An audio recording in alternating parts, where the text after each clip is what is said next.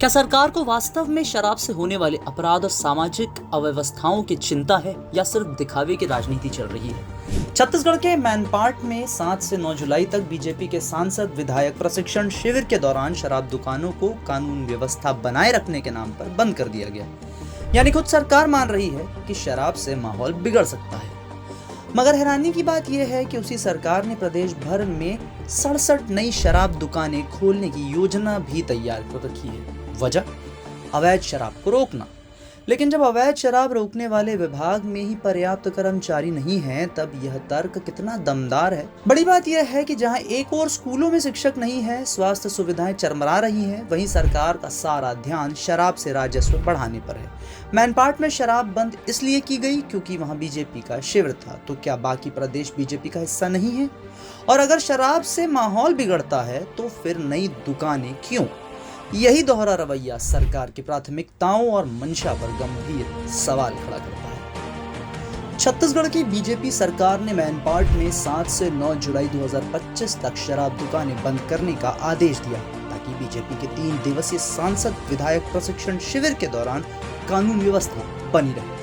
यह शिविर, जिसमें जेपी नड्डा, अमित शाह, शिवराज सिंह चौहान जैसे बड़े नेता हिस्सा ले रहे हैं, डबल इंजन सरकार की उपलब्धियों और संगठनात्मक रणनीति पर चर्चा के लिए।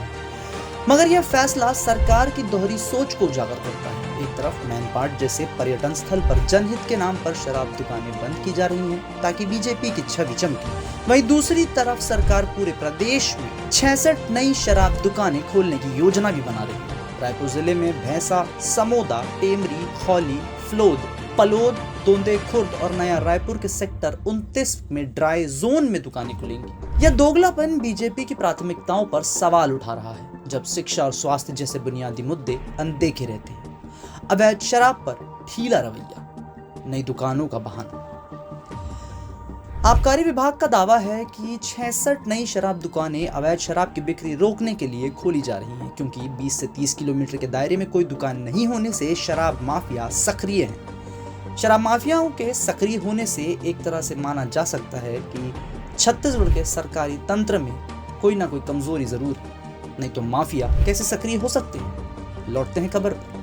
रायपुर में 7 नई दुकानों के टेंडर जारी हो चुके हैं, लेकिन विभाग के पास अवैध शराब पर कार्यवाही के लिए सिर्फ 10 कर्मचारी हैं, जबकि 58 की जरूरत है। यह दिखाता है कि सरकार की मंशा अवैध शराब रोकने की कम, राजस्व बढ़ाने की ज्यादा है।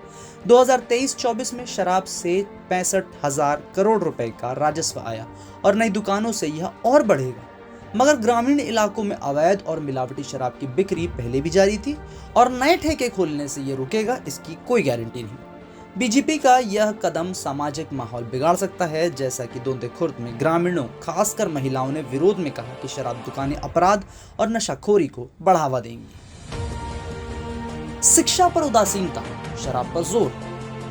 जब बीजेपी सरकार शराब दुकानों की संख्या 674 से बढ़ाकर 741 करने में व्यस्त है, तो प्रदेश के 1200 से ज्यादा स्कूल एकल शिक्षकीय रह चुके हैं और 10,463 स्कूलों का विलय हुआ है। बलौदा बाजार में 400 बच्चों के स्कूल में 9 विषयों के लिए कोई शिक्षक नहीं है। शिक्षक साझा मंच ने युक्तियुक्तकरण की गड़बड़ियों के खिलाफ 1 जुलाई 2025 को पाटन में प्रदर्शन किया था।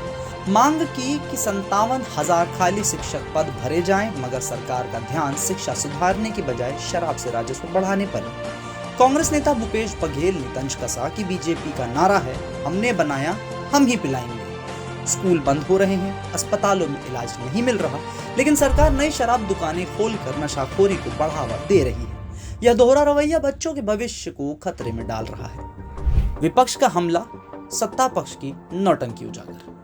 कांग्रेस ने मैनपाट में शराब दुकानें बंद करने को राजनीतिक नौटंकी करार दिया, कहते हुए कि बीजेपी असल मुद्दों से ध्यान हटाने के लिए ऐसा करती है। दोंदे खुर्द और मुजगहन जैसे इलाकों में ग्रामीणों और महिलाओं ने शराब दुकानों के खिलाफ सड़कों पर उतरकर विरोध किया, क्योंकि ये दुकानें स्कूलों और रिहायशी इलाकों के पास खोली जा रही थी। ग्रामीणों का कहना है कि 2013 में शराब दुकानें बंद कराई गई थी, मगर अब सरकार जबरदस्ती इन्हें फिर से खोल रही है।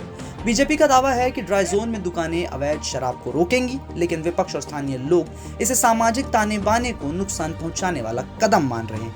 यह दोहरापन बीजेपी की प्राथमिकताओं को उजागर करता है, जहां अपनी छवि चमकाने के लिए शराब बंद की जाती है, लेकिन राजस्व के लिए नई दुकानें खोली जा रही हैं।